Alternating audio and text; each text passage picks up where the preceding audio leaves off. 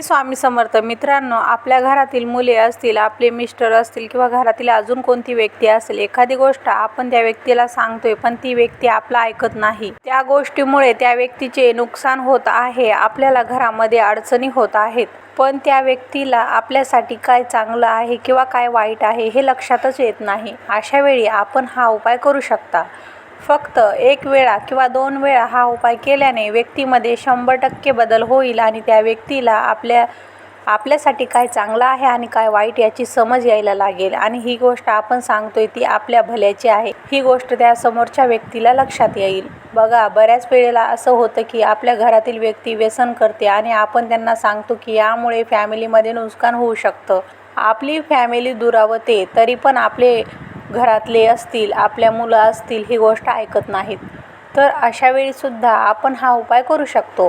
बऱ्याच वेळेला आपले मुले अभ्यास करत नाहीत, वाईट संगतीला लागतात किंवा बऱ्याच वेळा आपली मुली असतील एखाद्या मुलासोबत किंवा मुलीसोबत लग्न करण्यासाठी म्हणतात आणि आपल्याला माहिती असतं की ती व्यक्ती, मुलगा मुलगी चांगले नाहीत, योग्य नाहीत.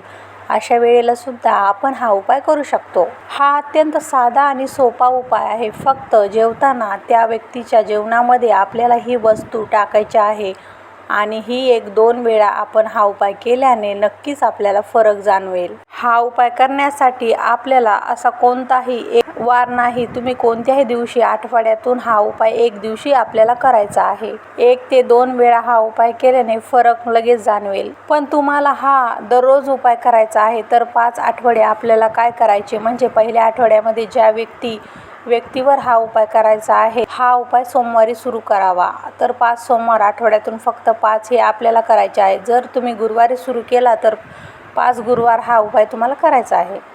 एखाद्या गुरुवारी पिरियड वगैरे आले तर सुतक असेल किंवा स्किप करायचा नाही आणि पुढच्या गुरुवारी किंवा सोमवारी आपण हा उपाय सुरू करायचा आहे. आपण हे उपाय करत असताना आपल्याला पूर्ण मनापासून आणि श्रद्धेने हा उपाय करायचा आहे. आपण कोणासाठी करतोय हे मनात असणे गरजेचे आहे, कारण कोणताही उपाय करण्यासाठी, कोणतीही सेवा करण्यासाठी आपण कशासाठी करतोय आणि कोणासाठी करतोय हे सर्वात महत्त्वाचं असतं. बघा, आपल्याला ज्या दिवशी हा उपाय करायचा आहे त्या दिवशी त्या व्यक्तीला जेवण बनवताना आपण काय करायचे आहे की आपल्याला एक जावित्रीचं फूल हातामध्ये पकडायचं आहे. जावित्री म्हणजे काय, तर किराणा दुकानामध्ये आपण मसाला बनवण्यासाठी मसाल्याचं सामान आणायला जातो तेव्हा त्यामध्ये जावित्रीचं एक फूल असतं. तर किराणा दुकानामधून आपल्याला जावित्रीचं फूल आणायचं आहे किंवा जिथे स्पेशल मसाल्याचं सामान मिळतं तिथं तुम्हाला आसानीने मिळून जाईल, हे फूल आपल्याला आणायचं आहे. ज्या दिवशी आपल्याला हा उपाय करायचा आहे त्या दिवशी जावित्रीचं फूल आपल्याला हातामध्ये पकडायचं आहे. आपल्या गुरुचं स्मरण करायचं आहे. 11 वेळा असेल किंवा 21 वेळा असेल, आपल्याला आपल्या गुरुचे नाव म्हणायचे आहे.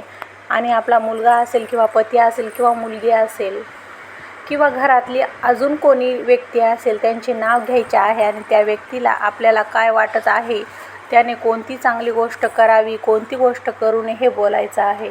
त्यानंतर आपल्याला मुलाचं, मुलीचं किंवा नवऱ्याचं किंवा घरातील अजून सदस्यांचं 1 वेळा नाव घ्यायचं आहे. स्वाहा स्वाहा असं म्हणायचं आहे. त्यानंतर हे जावित्रीचं फूल आहे ते आपल्याला क्रश करायचं आहे आणि त्या व्यक्तीला जसं की भात असेल, भाजी असेल, वरण असेल यामध्ये टाकायचं आहे. आता हे जावित्रीचं फूल खूप मोठं असतं तर 1 वेळेच्या जेवणात आपण हे टाकू शकत नाही. तर अगदी जावित्रीच्या 12 कांड्या आपण हातामध्ये पकडायच्या आहेत आणि त्यानंतर हे बोलायचं आहे आणि त्या जेवणामध्ये बारीक करून हे आपल्याला टाकायचं आहे. हा उपाय केल्यानंतर त्या व्यक्तीला आपल्यासाठी काय वाटत आहे, चांगलं वाटत आहे का हे याची समज निर्माण होईल आणि तुम्ही सांगाल तेच योग्य आहे अशा मनाला, त्यांच्या बुद्धीला पटेल. हे नक्कीच त्या वाईट मार्गातून चांगल्या मार्गावर येतील. तो किंवा ती व्यक्ती वाईट काम सोडून चांगल्या कामामध्ये येईल. यासाठी नक्कीच आपण हा उपाय करून पहा. वातावरण बिघडत असेल तर अशा वेळेस आपण हा उपाय मुलांसाठी किंवा इतर आपल्या नवऱ्यासाठी हा उपाय करायचा आहे. बाकी कोणीही कोणासाठी दुसऱ्यासाठी हा उपाय केला तरीही फायदाच होणार आहे.